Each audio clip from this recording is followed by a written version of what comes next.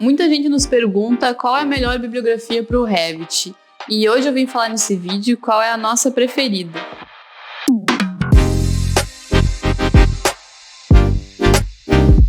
O fato é que se você adquirir um produto ou uma ferramenta, provavelmente ela vai vir com o manual do usuário com as melhores formas de você usar aquele produto. Então, por exemplo, se você comprar um eletrodoméstico, provavelmente ele vai vir ali com o manual do usuário que vai te dar algumas informações importantes até para você conservar aquele eletrodoméstico por mais tempo. E aqui no Revit isso não é diferente. Então, a melhor bibliografia que a gente tem para o Revit é a central de ajuda da Autodesk. E por que a gente prefere a central de ajuda do Revit? O fato é que existe uma equipe enorme que está sempre alimentando, atualizando os artigos que tem ali dentro dessa central de ajuda. E ela é super interativa, com apenas um clique, enquanto a gente está mexendo no programa mesmo, a gente consegue ver um artigo exatamente sobre aquele comando que a gente está usando. Então ele vai direto no ponto, direto na dúvida, na objeção que vocês vão ter em relação a aquele comando.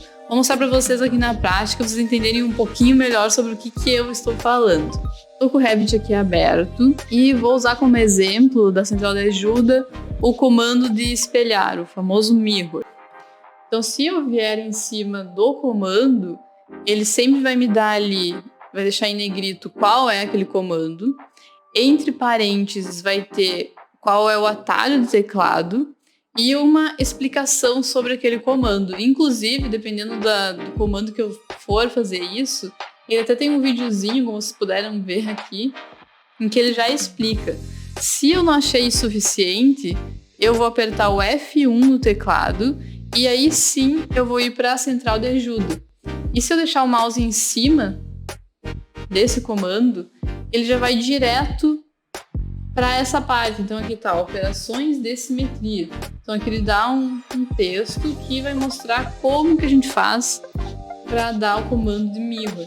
E geralmente depois ele ainda vai me dar alguns outros tópicos relacionados com essa dúvida. Então como a gente faz para selecionar elementos, inverter elementos aqui, como ver, copiar. Então ele já vai me dando algumas outras sugestões caso eu queira aprender mais sobre coisas relacionadas com esse comando que eu tive dúvida. Eu espero que vocês façam bom uso dessa ferramenta e leiam bastante a central de ajuda, que quanto mais vocês forem treinando, forem estudando, mais vocês vão evoluir na plataforma e vão ficar cada vez melhores no Revit.